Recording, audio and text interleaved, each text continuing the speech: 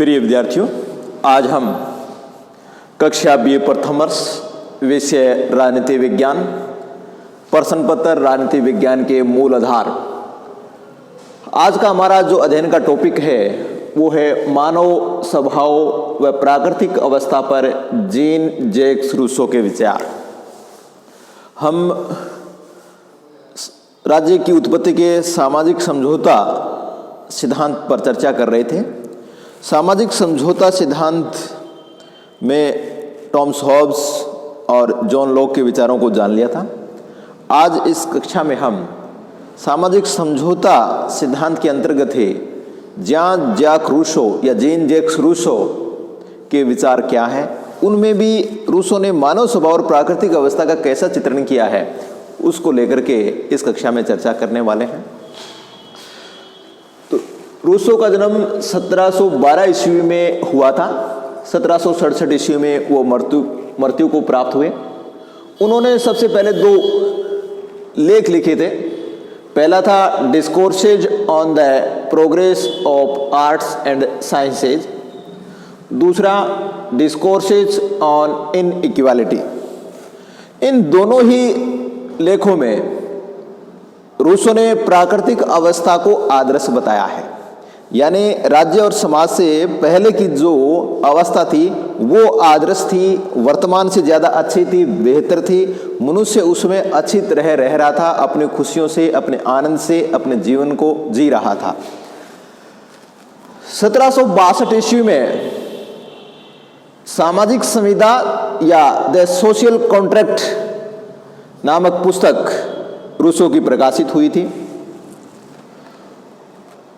Rousseau ने जो अपना सामाजिक समझौता सिद्धांत दिया है उसका कोई सुनियोजित विशेष उद्देश्य नहीं था, परंतु जब हम रूसो के विचार को पढ़ते हैं तो रूसो के विचार से स्वतंत्रता, समानता और प्रजातंत्र का समर्थक रूसो नजर आता है।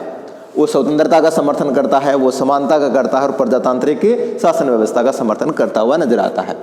अगर रूसो के मानव स्वभाव और प्राकृतिक अवस्था पर विचार देखें तो प्राकृतिक अवस्था के व्यक्तियों का जीवन बुद्धि द्वारा संचालित न होकर भाव या भावना द्वारा चालित था। रूसो यह मानता है कि प्राकृतिक अवस्था में मनुष्य अपने बुद्धि और विवेक से काम नहीं लेता था, वह केवल भावनाओं का बंधक था, अपने भाव से जुड़ा हुआ था। और उसके 2 मुख्य भाव थे। पहला आत्मरक्षा की प्रवृत्ति, यानी वो अपने आप की रक्षा करना चाहता है, और दूसरा दया की प्रवृत्ति, दया की भावना या प्रवृत्ति थी उसमें। ये 2 भाव थे। मानव स्वभाव प्राकृतिक अवस्था में रूसो के अनुसार पशु तुल्य निष्पाप, यानी उसमें कोई पाप नहीं था, जैसे पशु किसी दूसरे का पाप नहीं करना चाहता उसी प्रकार निष्पाप था, निर्दोष और स्वाभाविक रूप से श्रेष्ठ था। यानी प्राकृतिक अवस्था में मानव स्वभाव पशु तुल्य निष्पाप, निर्दोष और स्वाभाविक रूप से श्रेष्ठ या अच्छा था। प्राकृतिक अवस्था का मनुष्य नैतिकता के विचारों से रहित था, यानी नैतिकता के विचार उस समय उस मनुष्य में, प्राकृतिक अवस्था के मानव में नहीं पाए जाते थे। प्राकृतिक अवस्था सभ्य सामाजिक अवस्था से कहीं अधिक श्रेष्ठ थी। रूसो यह मानता है कि जो वर्तमान में सभ्य सामाजिक व्यवस्था है उससे तो कई गुना ज्यादा अच्छी प्राकृतिक अवस्था थी। आदिम मनुष्य यानी प्राकृतिक अवस्था का मनुष्य एकांकी व जंगली जीवन जीता था। उसकी इच्छाएं व आवश्यकताएं बहुत अधिक सीमित थी। इस पर बहुत जोर दिया रूसो ने। यानी प्राकृतिक अवस्था का मनुष्य था वो अपनी इच्छाओं और आवश्यकताओं को नियंत्रित करने वाला था या बहुत सीमित रखने वाला था। प्राकृतिक अवस्था का मानव पूर्णतः स्वतंत्र, संतुष्ट और सुखी था, यानी पूर्णतः स्वतंत्र, संतुष्ट और सुखी रहने वाला था। प्रत्येक मनुष्य अन्य मनुष्य के समान था, यानी कोई मनुष्य बड़ा या छोटा नहीं था। समानता का सिद्धांत लागू होता था, सभी एक दूसरे को समान समझते थे, छोटे बड़े का भेद नहीं था।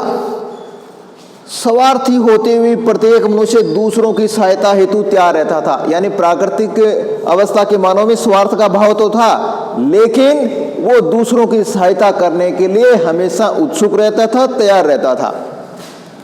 अपना हित साधन करो किंतु दूसरे की कम से कम संभव हानि हो, यानी जो प्राकृतिक अवस्था में परस्पर व्यवहार या आचरण का जो नियम था, सिद्धांत था, वो ये था कि अपना हित साधन करो, अपने हितों की साधन करो, पूर्ति करो, किंतु दूसरे की कम से कम संभव हानि हो। यानी अपने हितों की पूर्ति करते समय हमें इस प्रकार से व्यवहार करना है कि दूसरे के हितों को नुकसान न पहुंचे, दूसरे को कम से कम हानि हो। इस प्रकार का आचरण या व्यवहार का नियम वहां लागू था। प्राकृतिक अवस्था के मनुष्य को, मानव को रूसो ने आदर्श बर्बर या नोबेल सिविज कहा है। यानी इसका अर्थ यह है कि प्राकृतिक अवस्था में मनुष्य बहुत अच्छा जीवन जी रहा था, उस पर किसी भी प्रकार के बंधन नहीं थे, और वो जो आज आधुनिक और सभ्यता का मनुष्य है, उसकी जो कमजोरियां हैं, उसकी जो दुर्गुण हैं, जो बुराइयां हैं, वो उस आदर्श बर्बर में या नोबेल सिवेज में नहीं पाई जाती थी। यानी वो इन बुराइयों से रहित रहता था। मानव स्वभाव और संस्कृति के विकास से, यानी ज्यों-ज्यों मानव सभ्यता और संस्कृति का विकास हुआ, त्यों मानव या मनुष्य के मन में संपत्ति का विचार है। यानी मानव सभ्यता और संस्कृति का विकास हुआ तो प्राकृतिक अवस्था के मानव के मन में संपत्ति का विचार आया और तेरे मेरे की भावना का उदय हुआ। संपत्ति का विचार, तेरे मेरे की भावना ने उस प्राकृतिक अवस्था के वातावरण को प्रभावित करना शुरू कर दिया, उसको नष्ट करना शुरू कर दिया। और रूसो ये कहता है कि निजी संपत्ति ही समस्या की जड़ थी।